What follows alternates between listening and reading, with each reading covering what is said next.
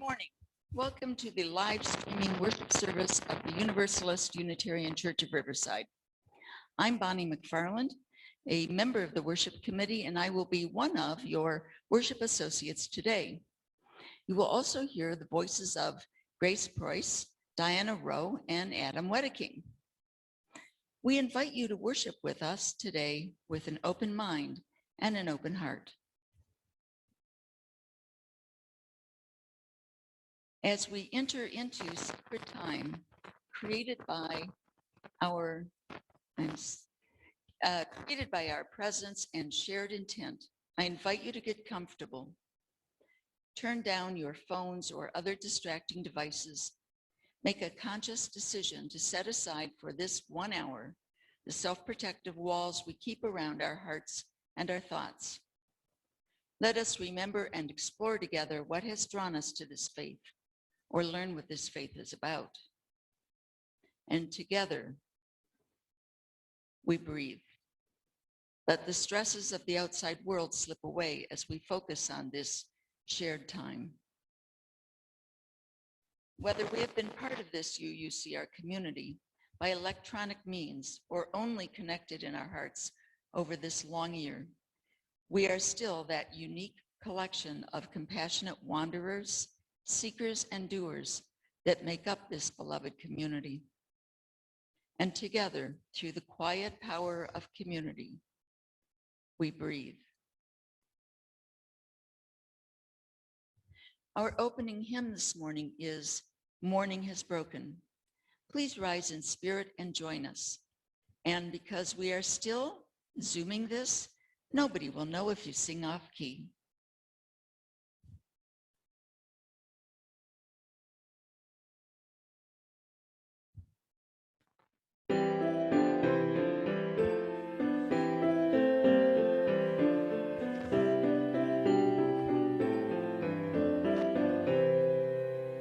Morning has broken like the first morning, blackbird has spoken like the first bird.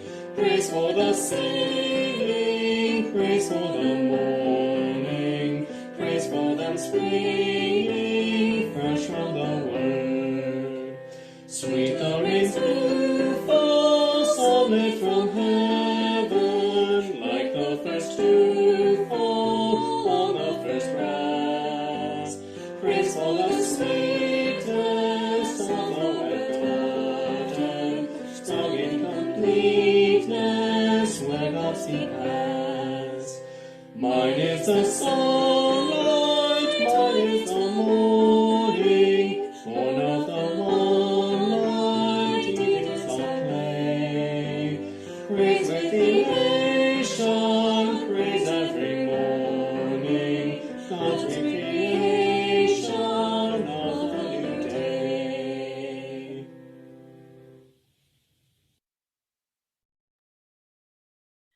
For our call to worship, I invite you to read the covenant of the church.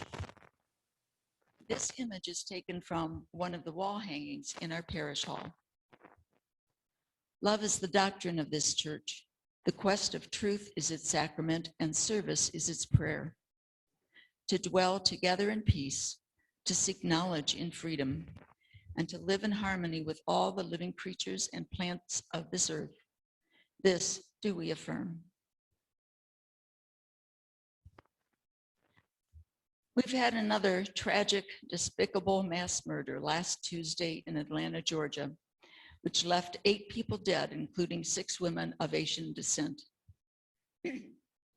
While there will be endless discussion about whether or not it was racially motivated, we know crimes targeting Asian Americans have risen dramatically since the beginning of the corona pandemic.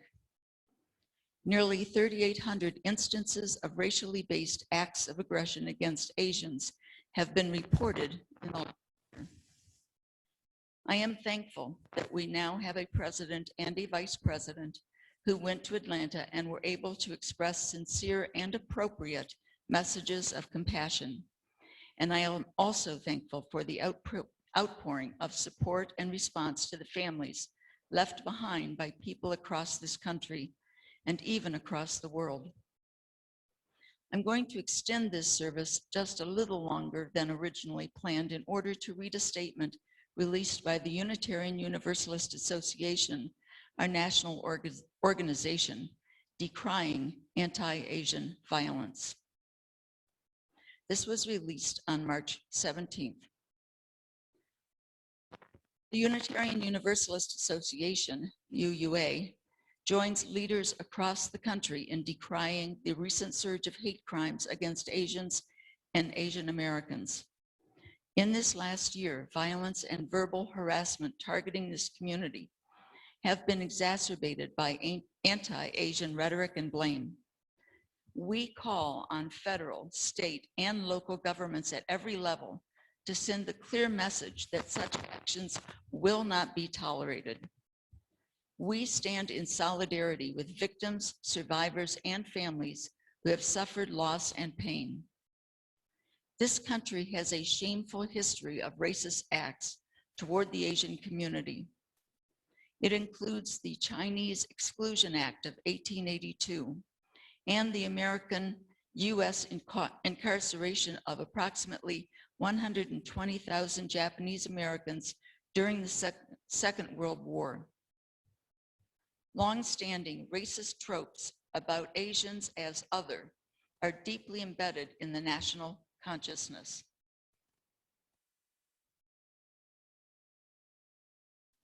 These stereotypes fuel current discrimination and need to reflect on how they can subtly shape unconscious bias or even outright hatred and violence. This recent rise in anti-Asian violence has been incited in large measure by the xenophobic rhetoric and misinformation about the coronavirus pandemic that was spread by the previous president. In contrast, it was gratifying to hear President Biden declare in his recent speech, "It's wrong, it's un-American, and it must stop." We know these acts of violence are rooted in the same white supremacy and hate that takes the lives of Black, Indigenous, and Latinx people. White supremacy culture works hard to pit marginalized communities against each other to prevent the formation of powerful coalitions. We must condemn media narratives that cast this as a Black versus Asian issue. We need to affirm the interconnectedness of Black and Asian communities and all people who are against hatred, and recognize that this discrimination was born of extremism that hurts us all.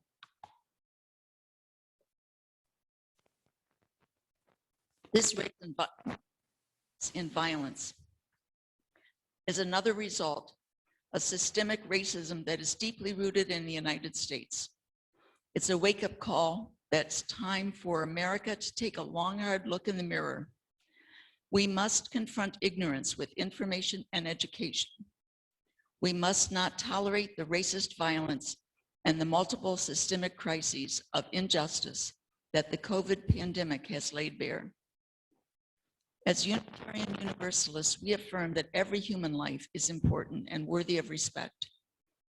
In the midst of the forces of hate that seek to undermine our fundamental independence, we must reaffirm our compassion and responsibility to one another. We call upon all of our religious leaders to condemn widely in their congregations and communities this anti-Asian violence and to partner with organizations combating these crimes. We must all respond to incidents of hate while also addressing the root causes of violence and bigotry.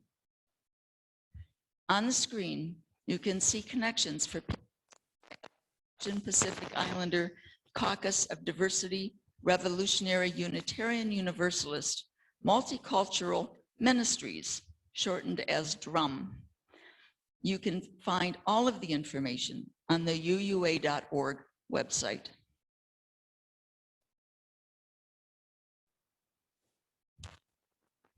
Joan DeArtemis has once again become a frequent guest speaker, as she was a few years ago when she lived nearby.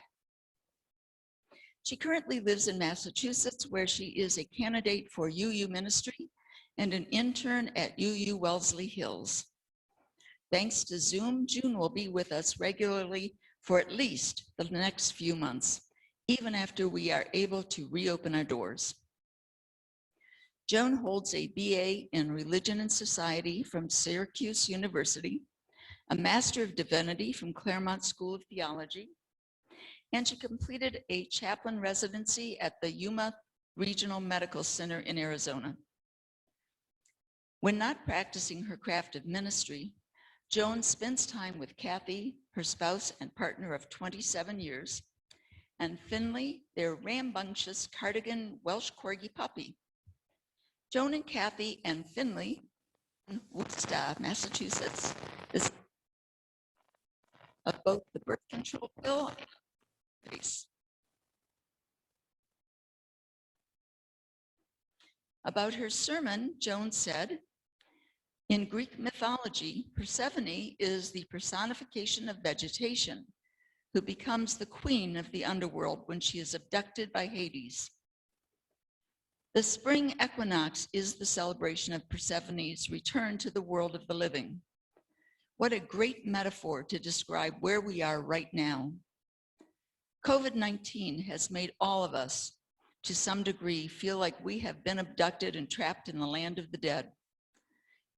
Now, with the vaccine becoming increasingly available, we know that we will soon be able to return to the land of the living.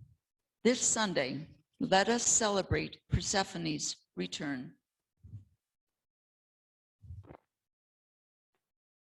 Good morning, everyone.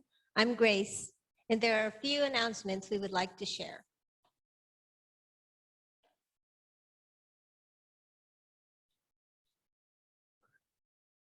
During the service, we will mention several website and email addresses and phone numbers.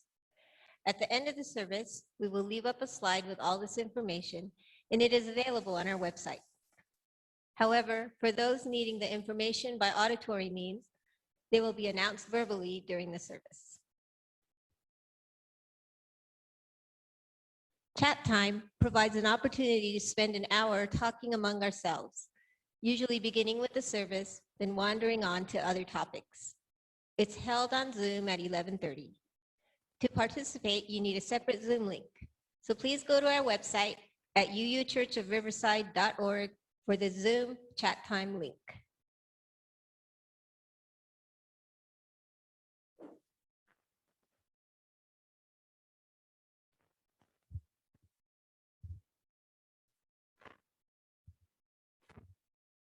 Good morning. Got a couple Social and Environmental Justice Committee announcements. First of all, today is our Social and Environmental Justice Committee meeting. So come and join us. We'll talk about the partnership we've been working with Food Not Bombs and some of the stuff they've been doing and some of the legislative stuff that we're working on. So 1 o'clock, if you got an email this morning with the information on how to get to the Zoom, there should also be an information on how to get to the Zoom Social and Environmental Justice Committee meeting. If you didn't get that email, you can go to uuchurchriverside.org, click on the Justice menu, and then click on Social and Environmental Justice. There should be a link there. That's it for Social and Environmental Justice. Thank you, Adam.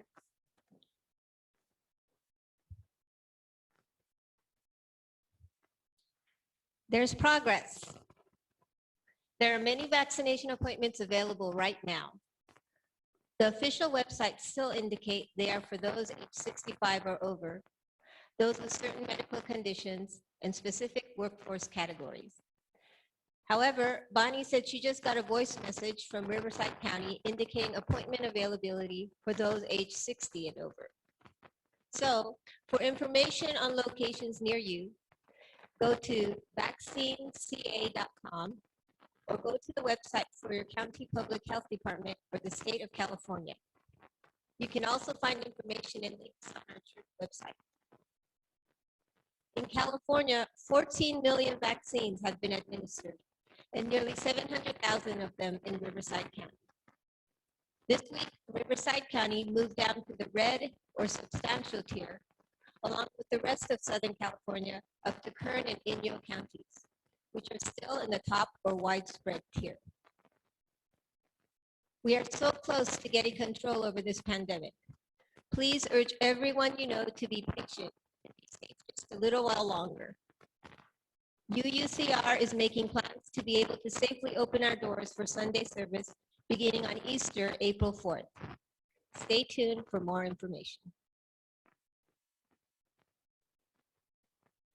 The monthly UUCR newsletter comes out the first of every month by email and per request by postal mail. If you have something you would like covered or that you want to write, let Dinah know at ramblinrose22@yahoo.com or call or text her at 909-645-2885.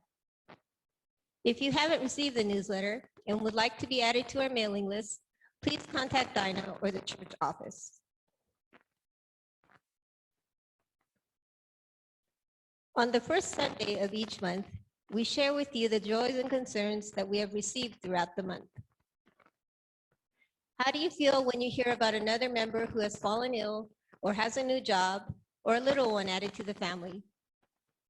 Your joys and concerns are important to all of us. The next sharing of joys and concerns will be on April 4th. We plan to be in the sanctuary that Sunday, safely spaced and wearing masks. Unfortunately, only those of you still at home will be able to sing. But for joys and concerns, we still need you to send them to us. Please email or text your joys and concerns as they occur to you throughout the month to, you guessed it, Dinah Rowe, our Caring Network Coordinator.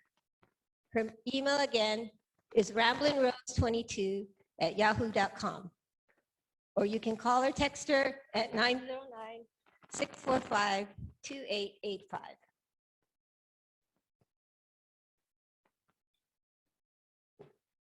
We have two lightings of sacred flames. The first is the Occupied Indigenous Peoples Remembrance Candle, which I will read. The second is the lighting of our own chalice, the symbol of our faith, which will be presented by Joan DeArtemis. Let us acknowledge that we walk upon the traditional territories of the Maranga, the original people of this land who continue to cry out for justice and self-determination. In honor of the Maranga people, we, the Universalist Unitarian Church of Riverside, light this sacred flame as the stewards of this sacred and holy place. We are blessed with a space and opportunity to strive to live out our common principles, to bring justice, equity, and compassion into our daily lives, to resist all that threatens the earth and her people, and to live out our dream of a world community of peace, liberty, and justice for all. Let these thoughts carry us forth as we journey and worship together.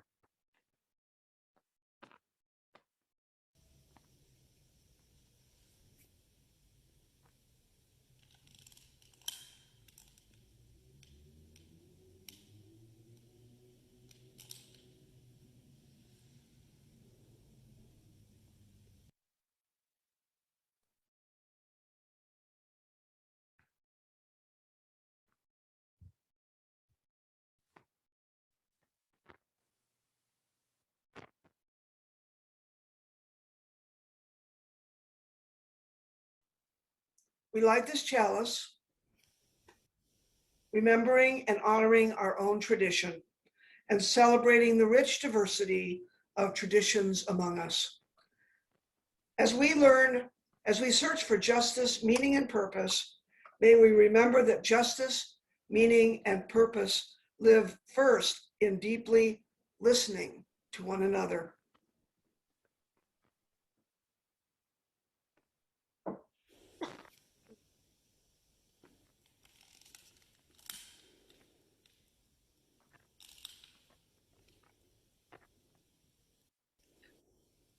Our next hymn is Spirit of Life. Please rise in spirit and join us.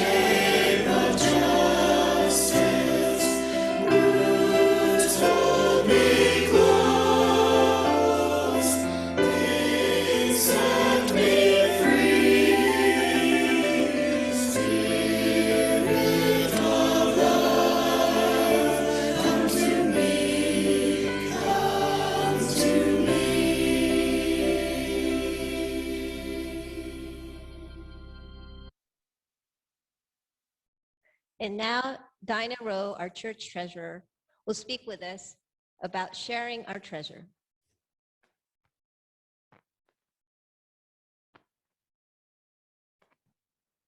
Good morning. This portion of our service is about funding all that we do to care for our congregation and our beloved historic church. When we are in person at church, this is when the ushers pass the collection plate. At this time, there are several ways you can contribute. You may mail your donations and pledge to the church office or scan the QR code, which you see on the right, with your phone. This QR code is also shown on the website and in the newsletter. The church address is also shown here. A reminder that the necessary church expenses continue. Our administrator, Robert, pays the bills and answers inquiries to the church, plus other items which come up on a daily basis. We are really looking forward to reopening April 4th, so we can all be together again in person and continue with our activities.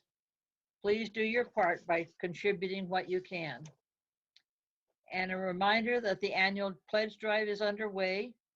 Please turn in your pledge form as soon as possible, as this is how we plan the budget for the fiscal year, which begins in July. There will be a drawing for a gift basket for all of those who turn in a pledge form.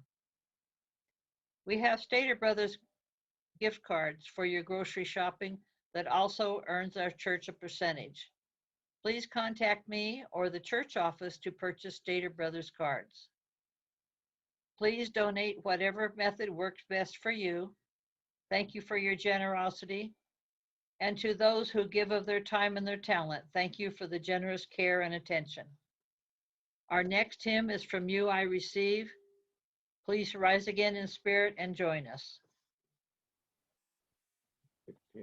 From you I receive, to you I give, together we share, from this we live. From you I receive, to you I give, together we share, from this we live. From you I receive.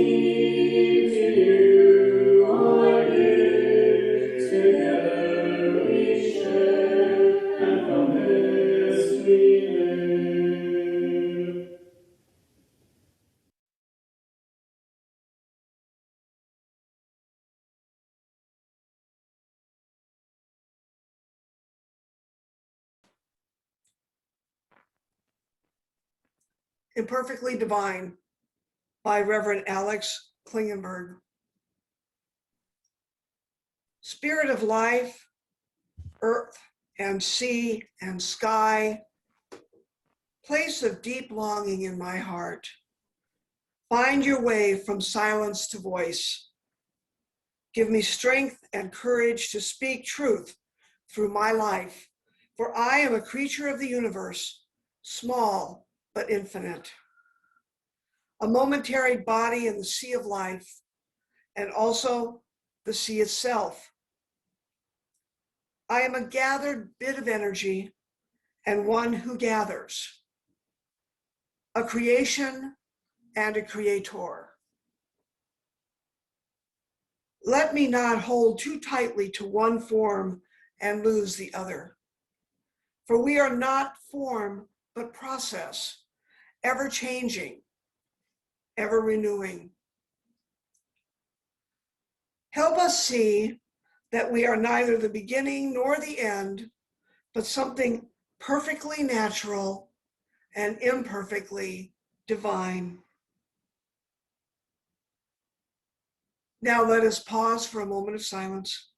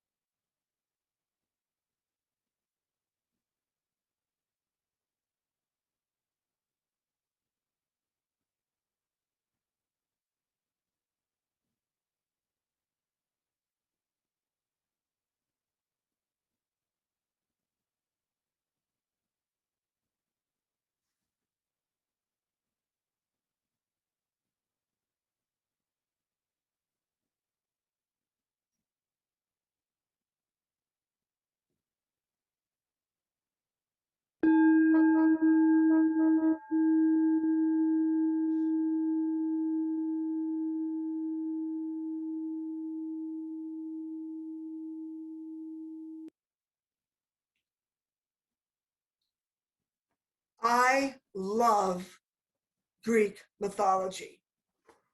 There, I said it. And because most of us were raised in a nominally Christian culture that believes that the only legitimate religion is Christianity, and therefore Greek mythology is just mythology, most people fail to recognize that Greek mythology was, in fact, religion to a large and very well-developed culture that gave us significant contributions in astronomy and mathematics and medicine, philosophy, and not to mention a little thing called democracy. And let's not even talk about the fact that it still is religion to a large number of modern pagans. In the ancient Greek mind, religion was intimate, immediate, and present in all parts of living. And their deities were very human-like in that they were not perfect, nor were they omnipresent nor omniscient. They appeared in human bodies, sometimes even taking the forms of animals or beggars sometimes to interact with humans without being recognized as gods.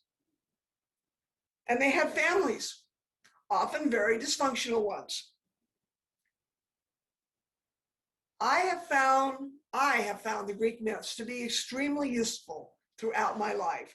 And lately, one story in particular has been on my mind a lot. The story of Persephone.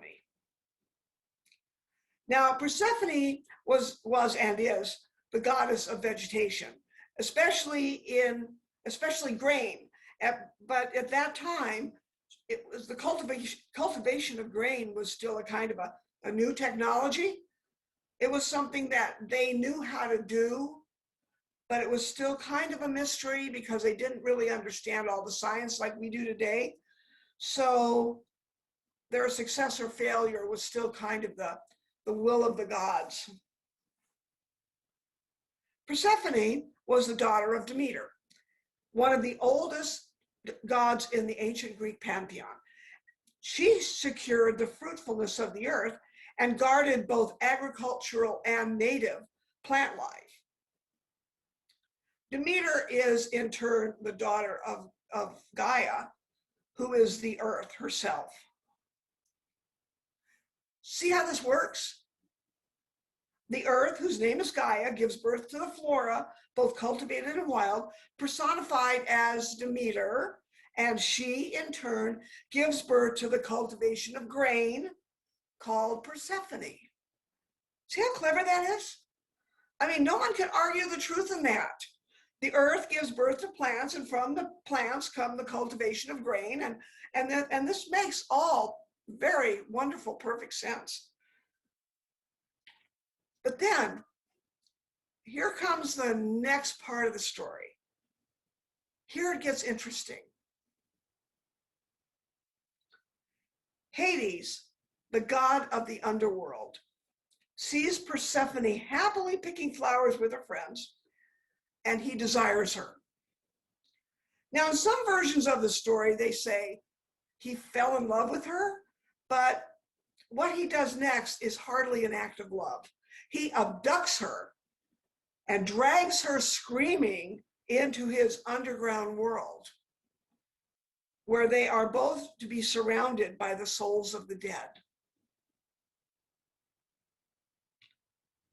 Now, to the ancient Greeks, the idea of an afterlife was not terribly well developed. If people were particularly good in life, very heroic, that would mean that they could earn a place in the stars, like Hercules. And if they were awfully bad, I know that there were punishments that were equally bad for them. But for the most part, most people just died and went to the underworld. And they were just sort of there, wandering around aimlessly. In appearance, they looked exactly as they did when they died. They were not happy or sad. They were just kind of there. And they often did become annoyed if anybody disturbed them.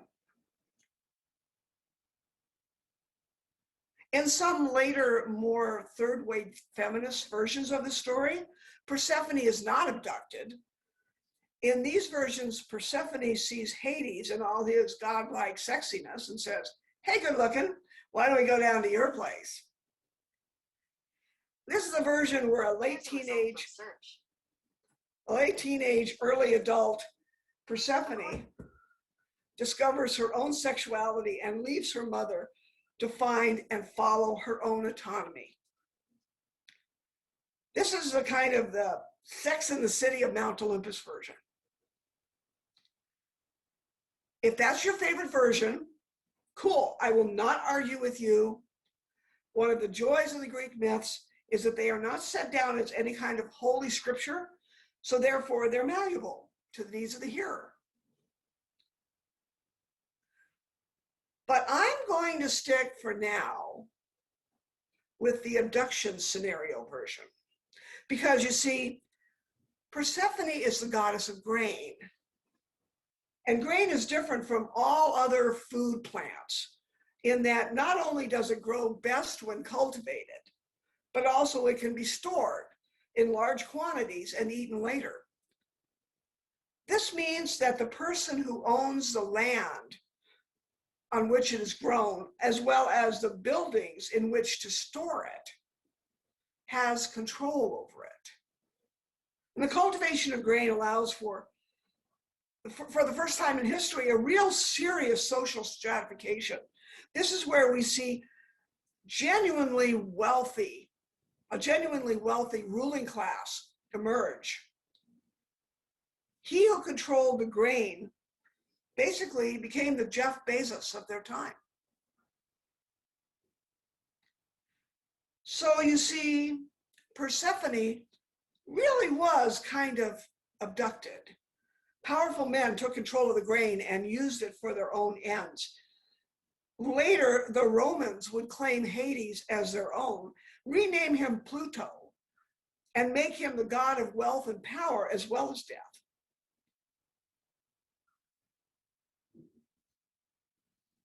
Let us stick with Persephone, though, right now. Hades abducted Persephone and took her into the underworld. Demeter, Persephone's mother, was devastated. She began to ceaselessly search the earth, day and night, for her lost daughter. Now, how does a mother react when her child goes missing? The same is true for goddesses. And in her grief, Demeter ceases to go to work and do her job. And her job is important. Her job is to keep all the plants growing. So the earth grows cold and barren, and all the plants die. And it is a profoundly serious situation. Because Demeter is so preoccupied with her own grief, she doesn't pay any attention to the prayers and sacrifices of her followers. So Zeus eventually steps in and sends Hermes down into the underworld to retrieve Persephone. Hermes goes down to the underworld and says, "Hey, Hades, dude, let Persephone go home already. Folks are freezing and starving up top."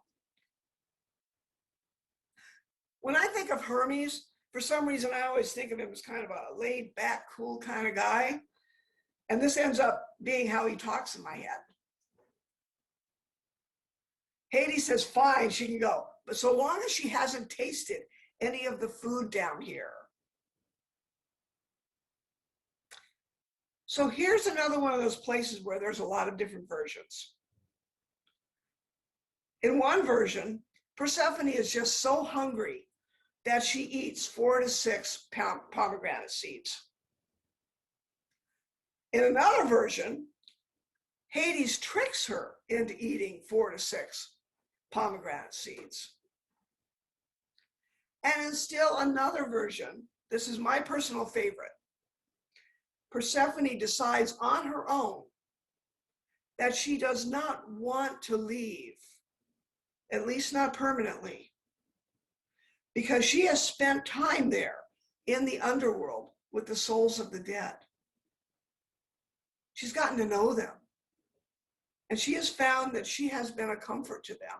She's brought them joy. She's brought smiles to their faces. And she feels so much compassion for them that she doesn't want to abandon them. So she chooses to eat 4 to 6 pomegranate seeds so that she is able to return. One way or the other, Hermes helps her back to the entrance of the underworld, where she can then reunite with her mother.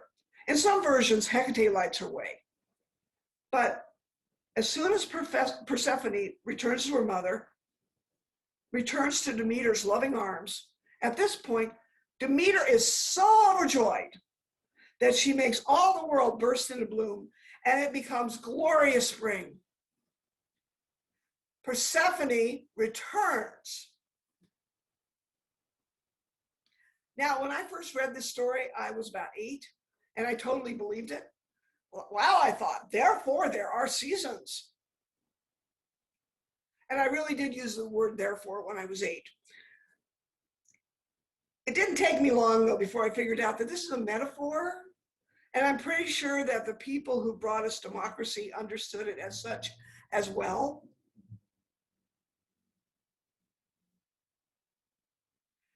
But it's not just because this today happens to be the spring equinox, the first day of spring, that I've been thinking about this story so much lately. Although I always do think of Persephone on the spring equinox. I have been thinking about her so much because, in a way, we have all been Persephone for the last year. In March of 2020, there we were, hanging out with our friends, going out to do fun stuff, like pick flowers, visiting our moms, doing all the things we normally did.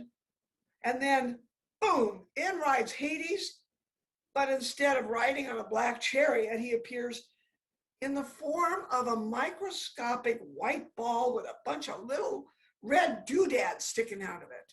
Remember I said that the gods can appear in any form? He abducted us from our normal carefree lives, such as they were. I know that nobody's life was really carefree, mine wasn't. But he hauled us into a kind of an underworld where we are basically trapped, unable to spend time with our friends or family, constantly, daily having to think about death, either our own or of our loved ones. Death seems to be all around us. It's become our new normal. And we've not been able to get away from it. But there does seem to be some hope.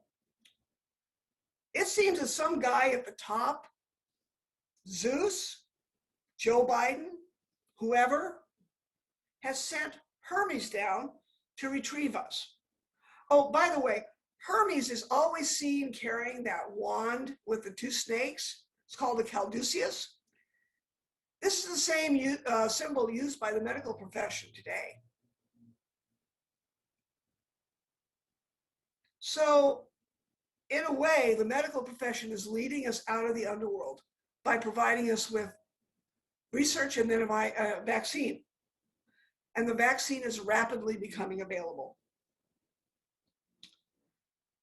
Maybe Hermes looks less like that cool dude in my mind and more like Dr. Fauci.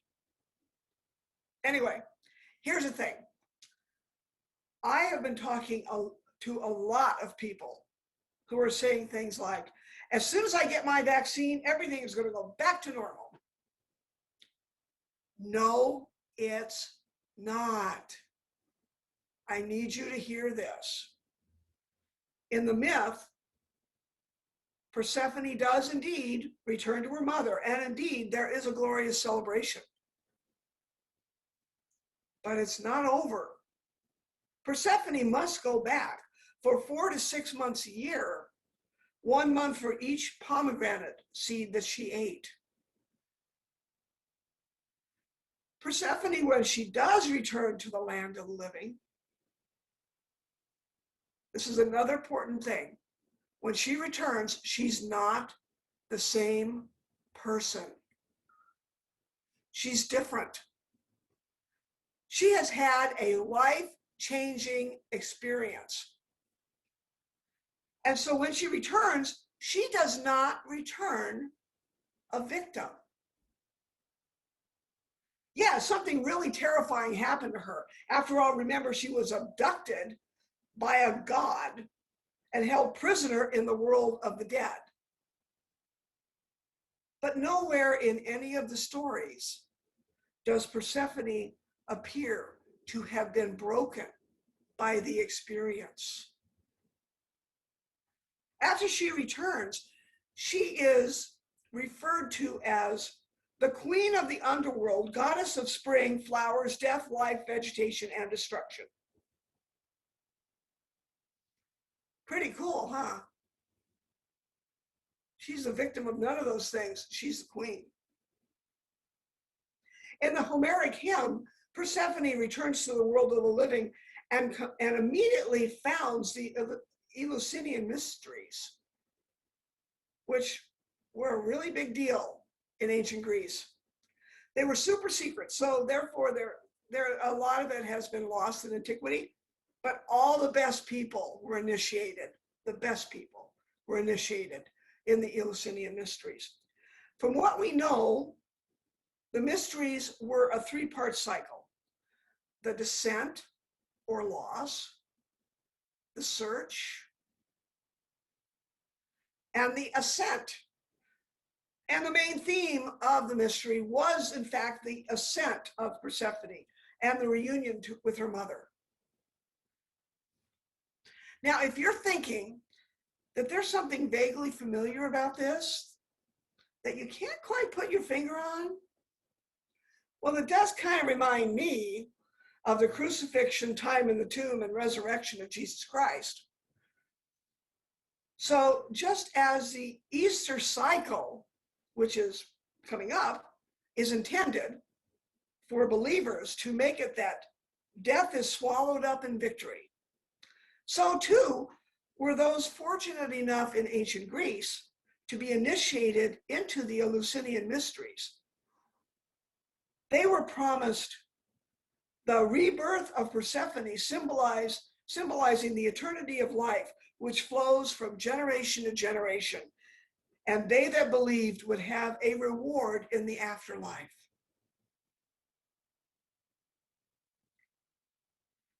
So this is kind of a big deal. Look what you all have just been through. It's okay to celebrate that. But also be aware, you are not the same person that you were a year ago. None of us are.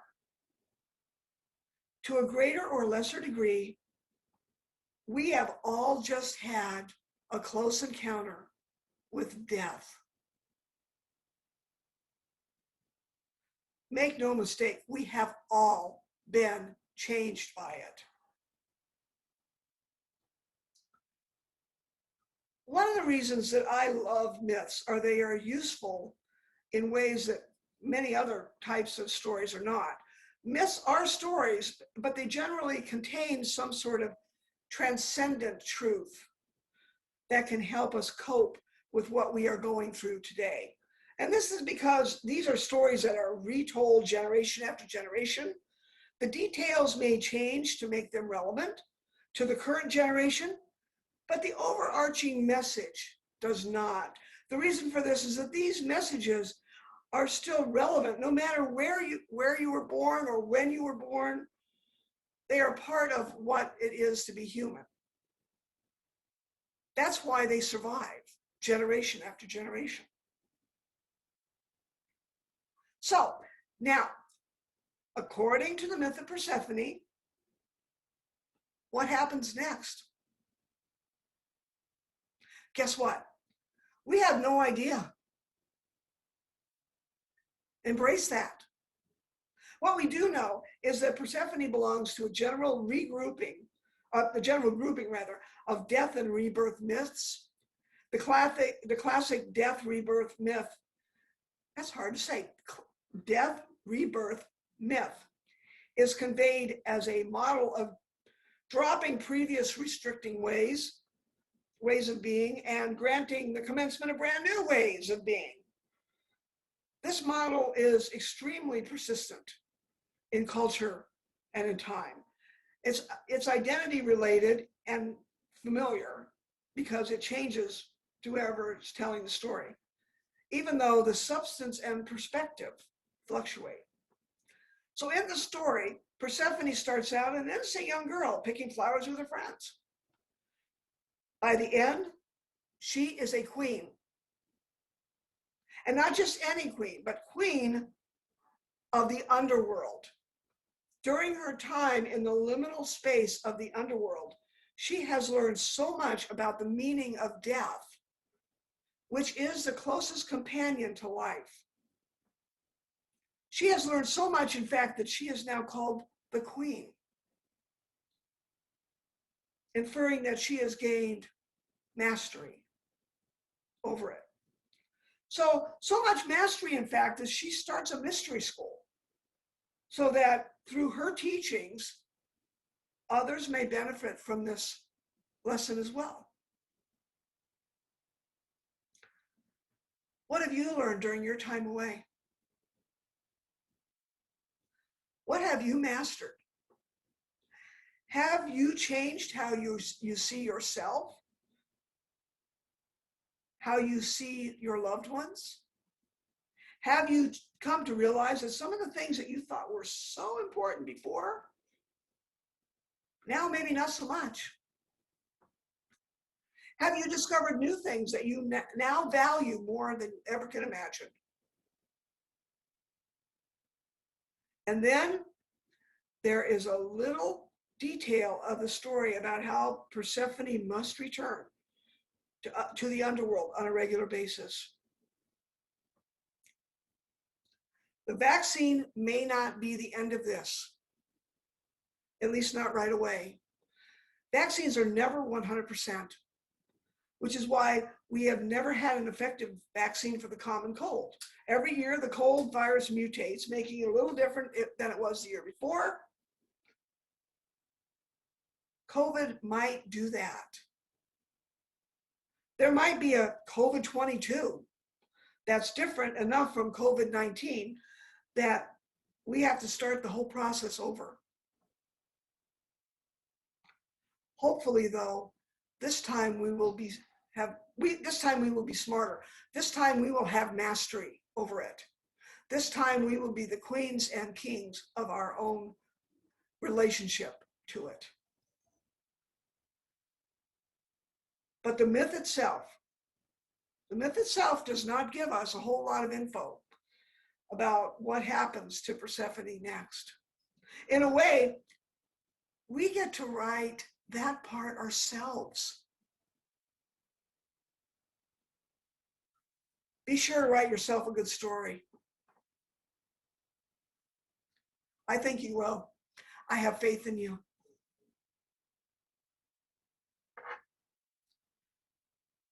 Our closing hymn is, "We Will Build a Land."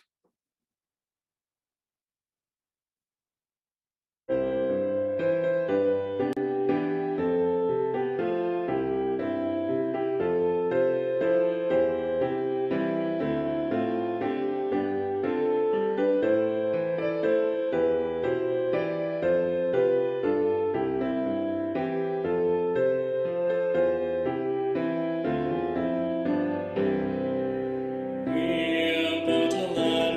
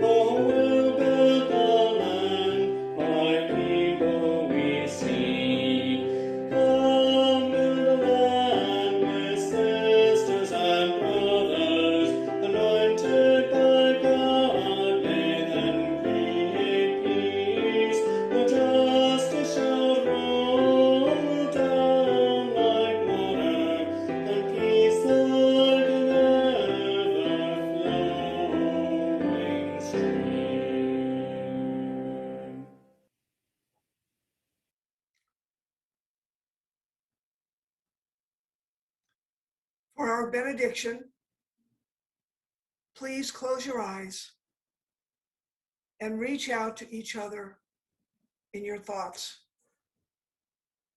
Feel the connection between us, the interconnected web joining us as a community, a church family. Our benediction today is each of us ministers to a weary world by the Reverend Darcy Roque. Within each of our hearts, there is a most glorious light. Go forth and let its spark help you understand what troubles both you and others. Go forth and let its light of reason be a guide in your decisions. Go forth and bring its ray of hope to those in need of help in both body and in spirit, that they may find healing.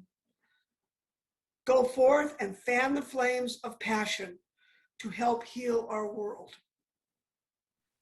Go forth and spread the warm glow of love, pushing back the darkness of the soul. Go forth and share your glorious light with the world. Amen, shalom, and blessed be.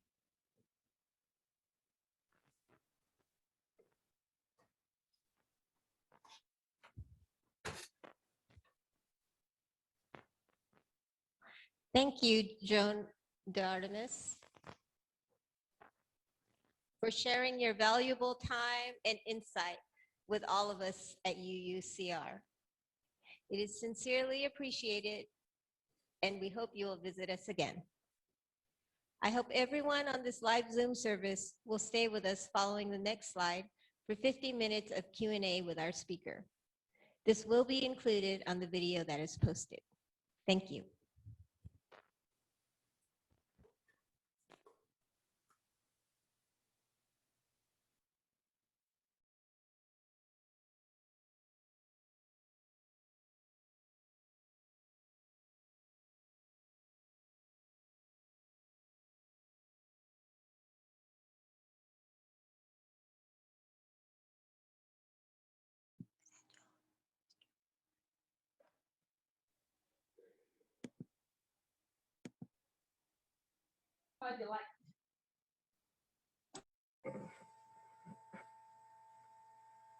Okay, we're unmuted. I'm going to remute us. Okay, I'm just moving my computer. No worries. Okay, I'm glad this is over.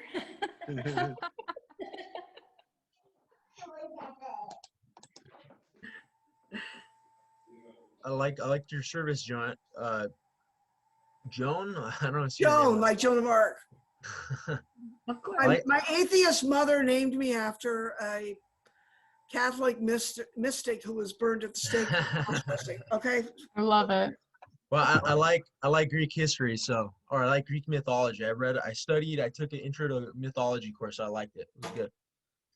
Yeah. I'd never heard the parallels between the Persephone myth and like the Jesus mythos, and that's really interesting. I'd never thought of that. Thank you. Thank you very much. I had a teacher in seminary who made his whole career based on drawing the parallels between Greek mythology that would have been as well known to, okay, in Jesus's time, Greek mythology was as well known as we know the Star Wars myth. Okay, so he made his whole career drawing the parallels between the New Testament and Greek myths. And one thing I liked about that myth that you were bringing up with Persephone and going back to Hades and back, right, is that after the 6 months in hell or whatever, that she was changed permanently, right? And I think that's kind of what happened with this COVID thing. It's like it happened and you just can't undo it. Even if you try, you can't because it's just too late, right? It's just what it is now. So I'm with you. Yeah, I see. As much as people talk about going back to normal, like it's not going to be that normal. It's going to be a different situation for everyone. And we'll have different attitudes toward it too. And it's not necessarily that the situations will be different. Like, yeah, people will eat in restaurants, but we'll have different like attitudes toward, there's a lot of people in that and there's no room on the terrace. So I'm going to skip this place. You know, like we're just going to think differently. And I think that's a really good point that a lot of other people seem to be forgetting. I know I'm going to be, I'm going to be saying, do I really need to drive into my office for this meeting? Seriously? It's an hour from my house to my office. Can we not do this? Can't we just do this on Zoom? Seriously. Yeah, we have a guest today.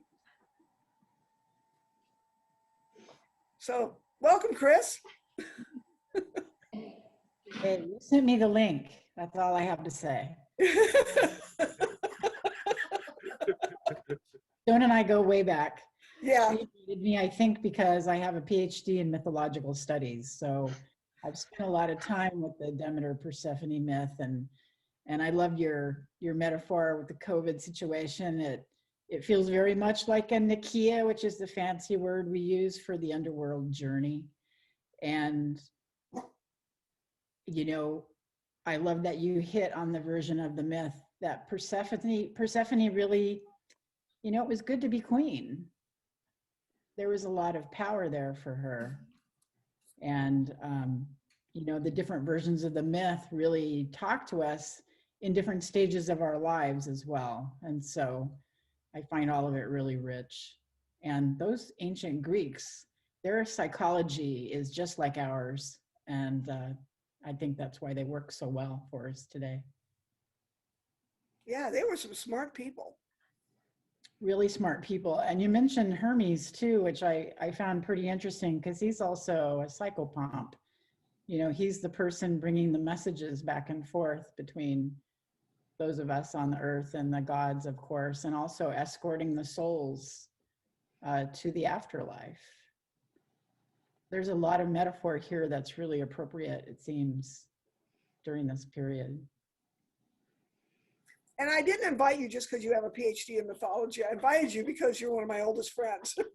I knew I was going to dig the Demeter Persephone, Hermes, and also Hades. They're really a quad. You really have to look at all four of them together for this story.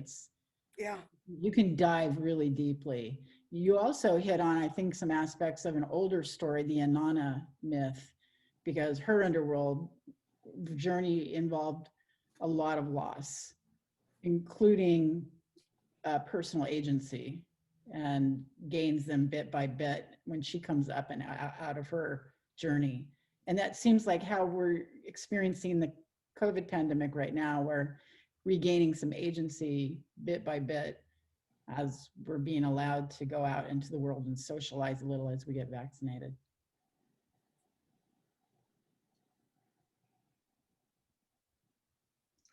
Well, I appreciate that everyone liked it. It's the 21st of March. What am I going to talk about? Seriously. Joanne said today it's going to be Greek mythology. It has to be. It can't be anything else but Greek. Joan? Are a bunch of stories. Joan? Yes. Hi, this is Grace. Hi, Grace. Thank you so much for your sermon. I thought that metaphor was so fitting for what we've been going through. And I also wanted to say that Hades would not have a good time with the Me Too movement. No. I had another question. What is the connection when the Romans take the Greek myth and- I'm sorry, would you repeat that? Okay. How does that work when they take the Greek myth and sort of imprint their own culture onto it? So you have different names for the Greek gods, right? In the Roman culture. And Chris may argue with me on this, but we do it all the time. You want to take the box down, please? We do it in movies and in modern day stories. I see older myths all of the time in modern pop culture. So I think even to the Greeks, there's different versions. Like I said, there's different versions that have been reworked to suit a certain audience. It's not like, it isn't like the Bible or the Quran, where it's like the sacred word. You must not change any of this. It's not like that. And in fact, for the Greeks, it was originally shared in theater. Theater was really big for them. Theater was as important to them as the temple sacrifices. At the temple sacrifices, they didn't do any of this stuff. They did a whole other thing. The stories behind their religion was really presented in the theaters. Right.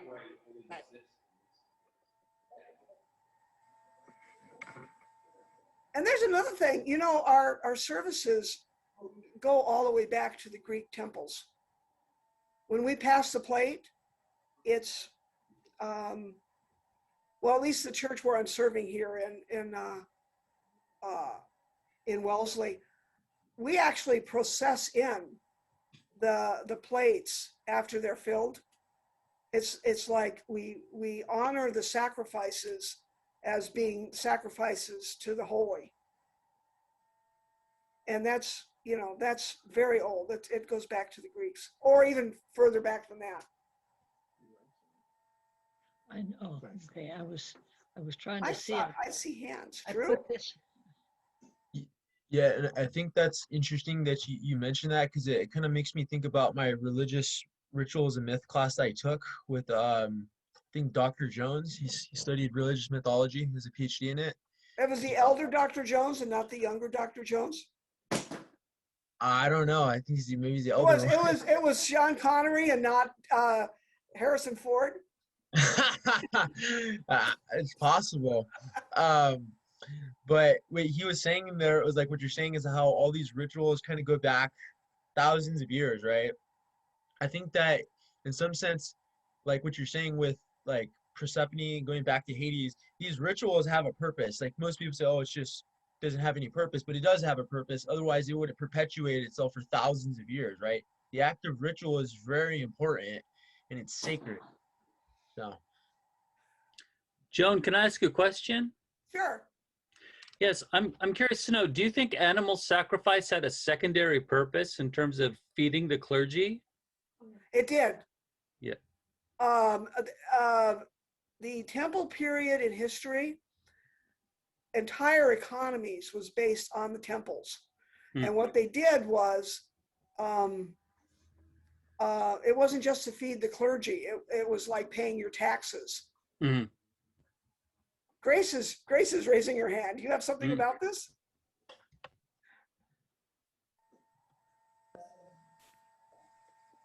Sorry, I was waiting for someone. Sorry.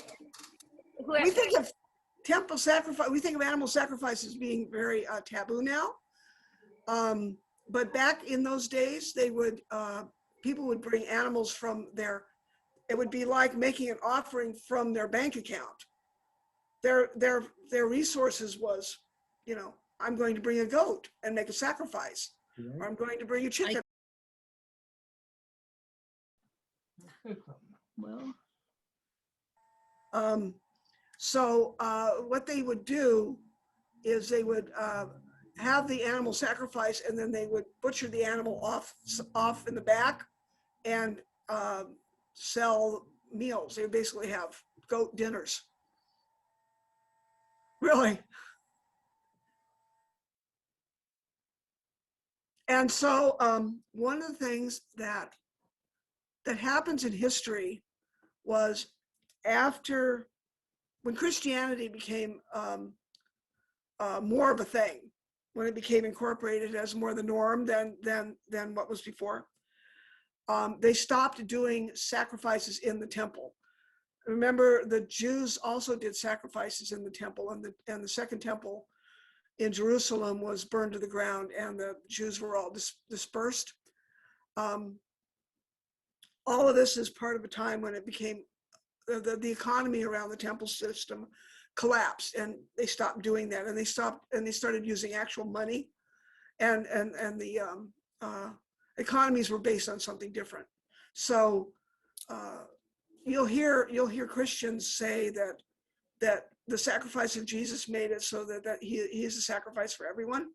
It also shows a time when the animal sacrifices stopped and other types of sacrifices, contributions to the church became the norm. Thank you. That's interesting to learn about the community meals. I did not know about that. And some temples fed the poor. The temple of Artemis in Ephesus, which of course I know more about than any other temple, they had a program where widows, when men died, their wives had no source of support. So widows could go there and work at the temple, make temple robes. They would be fed and taken care of, and they became part of the temple, so that they weren't out on the street and hungry.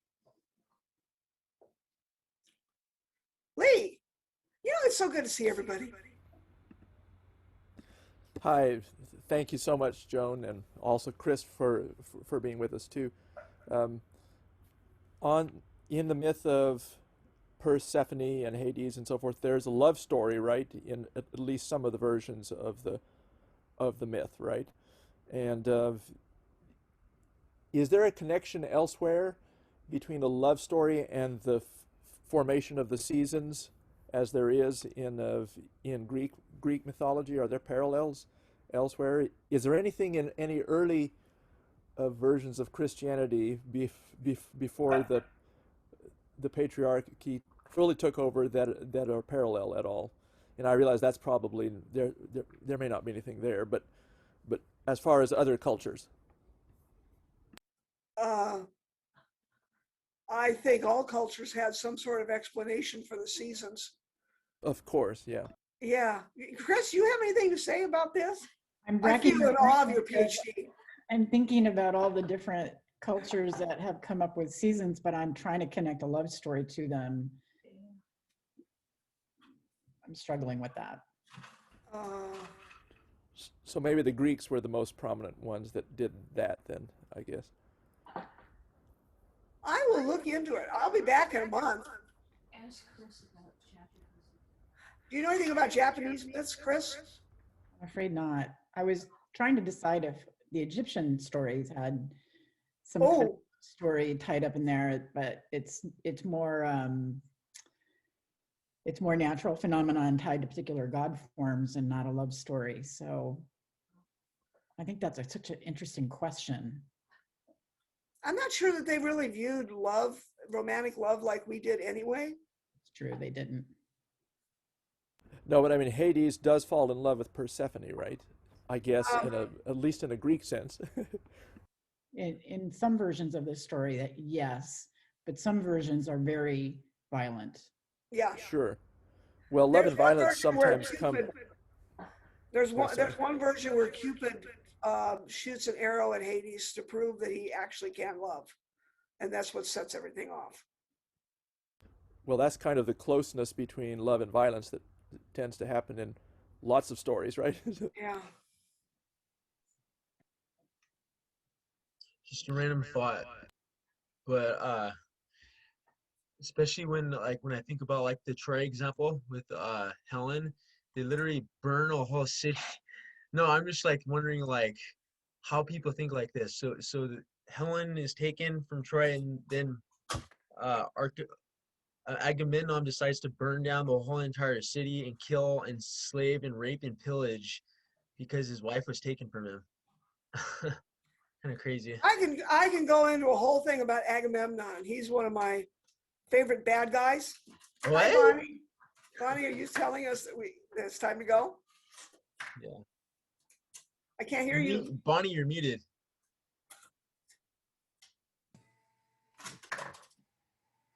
Okay, actually, we're playing with the camera, and if you see another one there that says UUCR, there you can see me behind the podium.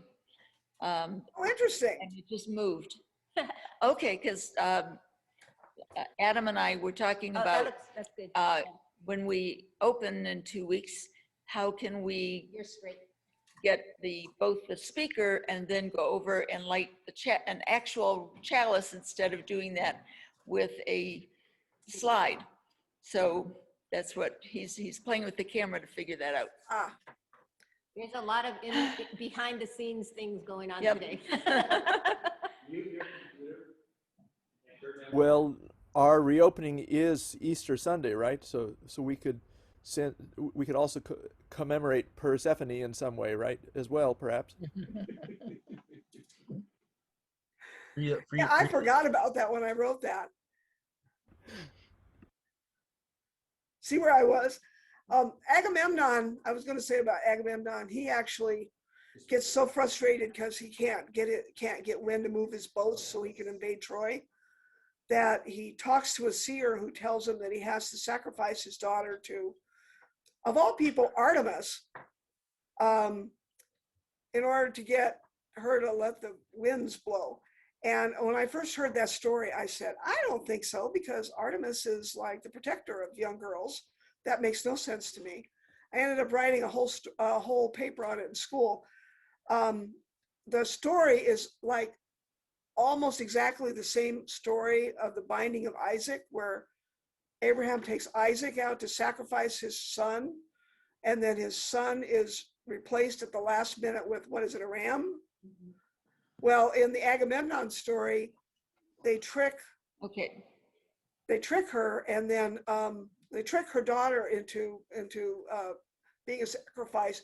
But at the last minute, Artemis turns her into a stag, and she runs off with the goddess. So this is another one of those places where you see the difference in, up until that point, human sacrifice was something you did. And at this point in history, you don't do that anymore. We're not doing human sacrifice anymore, only animals. And the stories, the versions of the story are the same age, it turns out, in history, from different places in the world. How cool is that? I thought it was cool. That is. It is time to go to chat time. Okay. Bonnie, did Yes. you see the note I sent you? Yeah, and I just responded to it. You sent it to Chris. Thank you, everybody, for having me. The wrong person. Thank you, Chris, for coming. Thank everybody. It's so good to see you. Thank you, everyone, for Bye, being. Chris. Kathy says bye too. Bye, Kathy.